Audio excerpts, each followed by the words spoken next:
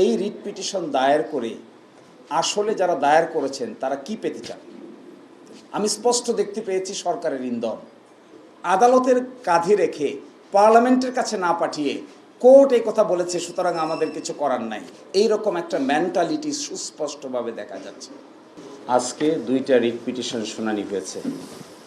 একটা রিট পিটিশনে পিটিশনাররা চেয়েছেন জুলাই সনদ বাস্তবায়ন আদেশ 2025 এবং সাংবিধানিক সংস্কার সভা গঠন এবং সংসদ সদস্য হিসেবে সংবিধান সংস্কার সভার শপথকে কেন অসাংবিধানিক ঘোষণা করা হবে না, এই মর্মে একটি রুল চেয়েছেন।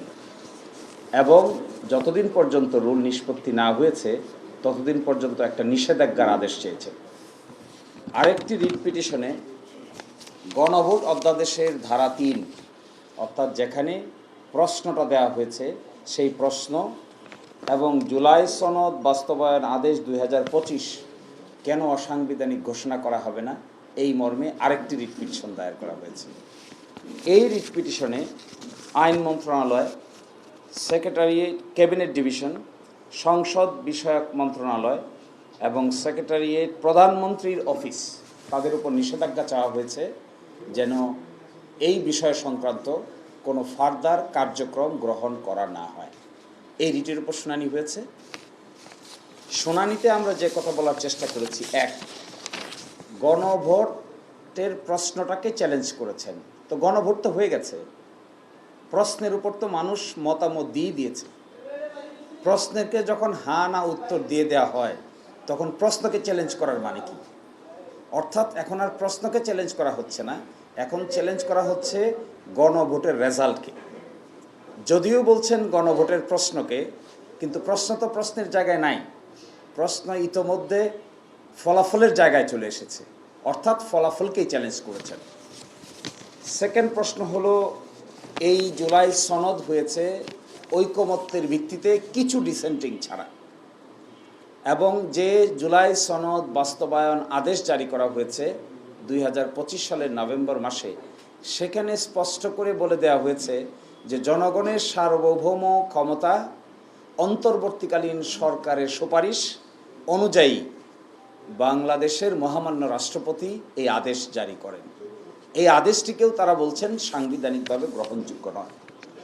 দেখুন, এখানে কয়েকটা গুরুত্বপূর্ণ প্রশ্ন। আর মাত্র 10 দিন বাকি আছে সংসদ বসার। এত তাড়াহুড়া করে দুইজন আইনজীবীর মাধ্যমে এই রিট পিটিশন দায়ের করে আসলে যারা দায়ের করেছেন তারা কি পেতে চান? আমি স্পষ্ট দেখতে পেয়েছি সরকারের ইন্ধন, কোর্টে দেখতে পেয়েছি সরকারের ইন্ধন, আইনজীবীদের মধ্যে দেখা যাচ্ছে সরকারের ইন্ধন, এবং একটা ক্লোজ এলাই আছে সরকারের কিছু ব্যক্তিবর্গ এই বিষয়টাকে আদালতে সাবজুডিস ম্যাটার বলে পার্লামেন্টকে যেন কোনোভাবে বাধিত করা না যায়, এই জন্যই এই কৌশলটা অবলম্বন করেছেন।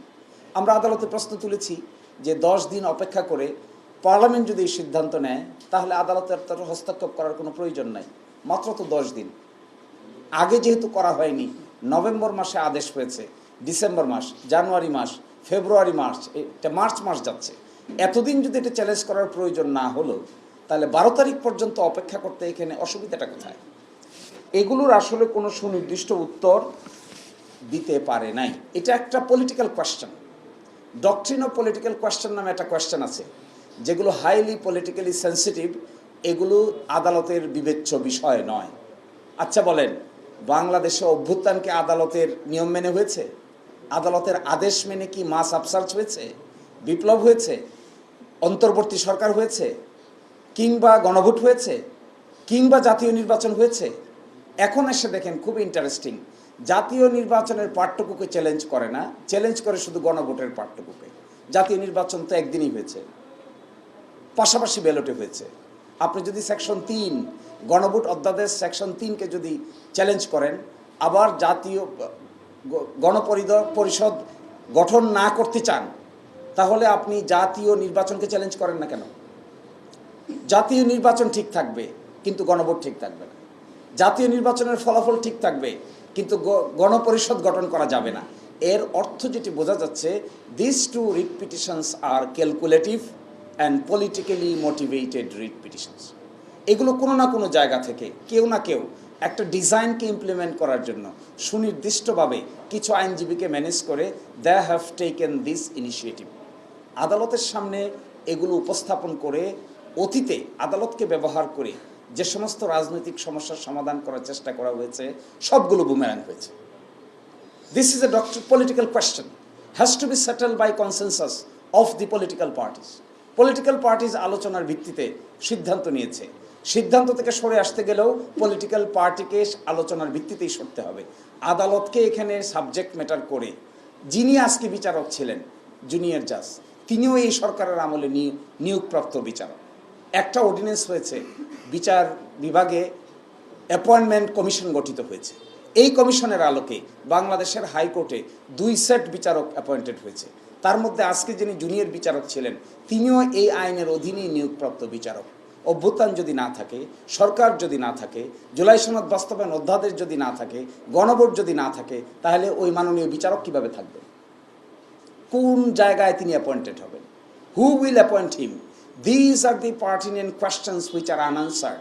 আমি দেখেছি একটা তাড়াহুড়া, আমি এটাও দেখেছি কোনোভাবে বিপ্লবের এই সেন্সটাকে অন্যদিকে ঘুরিয়ে আদালতের কাঁধে রেখে পার্লামেন্টের কাছে না পাঠিয়ে কোর্ট এই কথা বলেছে সুতরাং আমাদের কিছু করার নাই, এইরকম একটা মেন্টালিটি সুস্পষ্টভাবে দেখা যাচ্ছে।